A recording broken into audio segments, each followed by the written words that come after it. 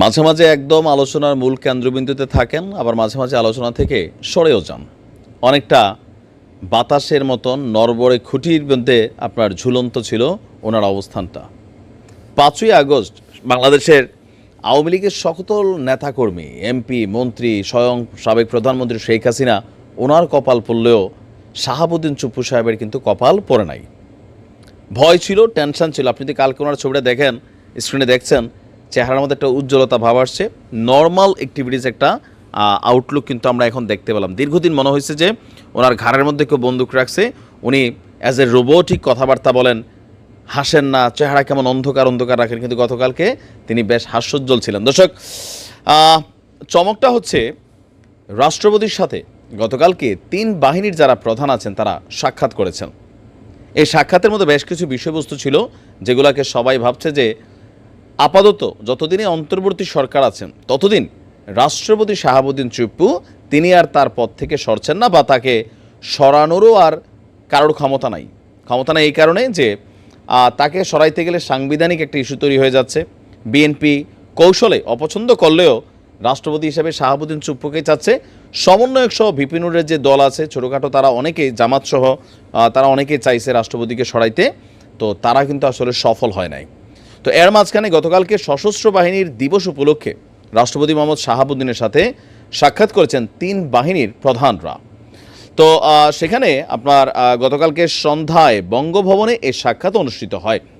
রাষ্ট্রপতির প্রেস উইংয়ের পাঠানো এক বার্তায় বলা হয়েছে, সশস্ত্র বাহিনী বিভাগের সর্বাধিনায়ক রাষ্ট্রপতি শাহাবুদ্দিনের সঙ্গে, মানে যে বাহিনীগুলো আছে সবগুলোর বস কিন্তু অধিনায়ক, বস, ক্যাপ্টেন হচ্ছে এই রাষ্ট্রপতি। তাহলে ভাবা যায়, তো কালকে স্বাভাবিক সবাই ওখানে গিয়েছে।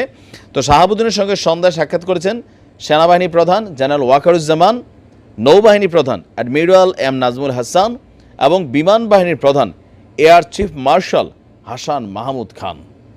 3 জন সেখানে গিয়েছেন। সাক্ষাৎকালে রাষ্ট্রপতি দিবসটি উপলক্ষে সশস্ত্র বাহিনীর সব সদস্য এবং তাদের পরিবারবর্গের প্রতি শুভেচ্ছা ও অভিনন্দন জানান। ইভেন মুক্তিযুদ্ধের কথা আবারও তিনি এখানে স্মরণ করেছেন।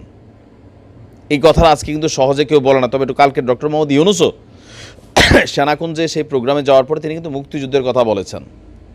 এখন বলে মুক্তিযুদ্ধের কথা কি নতুন নাকি না, এই যে পরিবর্তিত জুলাই আগস্ট ইস্যুর পরে অনেকে মুক্তিযুদ্ধ নিয়ে কথা বলতে ভয় পান বা কৌশলে কথাগুলো বলেন, কারণ সরাসরি তারা বলছে।